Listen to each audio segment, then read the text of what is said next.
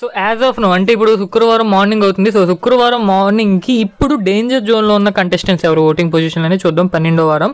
And as of no వచ్చేసరికి మన దివ్య గారు హై రిస్క్ అనమాట. ఆవిడకి చాలా వరకు ఎలిమినేట్ అయ్యే ఛాన్సెస్ ఉన్నాయి, ఎందుకంటే ఆవిడ ఓటింగ్లో తక్కువ ఉంది.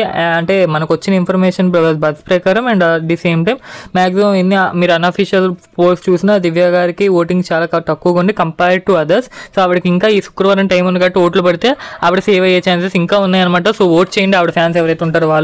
అండ్ దివ్య గారు అట్ ది సేమ్ టైం మన సుమన్ శెట్టి గారు, భరణి గారు వీళ్ళిద్దరికి కూడా హై రిస్కే ఉందన్నమాట. సో వీళ్ళకి కూడా ఓట్స్ తక్కువే పడ్డాయి. At the same time Sanjana గారు కూడా ఉన్నారు, బట్ సంజనా గారికి కొంచెం ఓట్స్ ఎక్కువ ఉండడం వల్ల సంజనా గారు 5th ప్లేస్లో ఉండిపోయారు.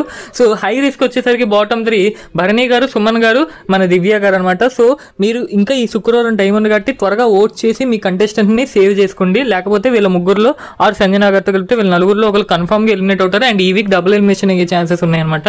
సో నేను దాని మీద వీడియో కూడా చేశాను, చూస్తే మీకు అర్థమవుతుంది. సైనింగ్ ఆఫ్ మీ టీఎన్ఆర్.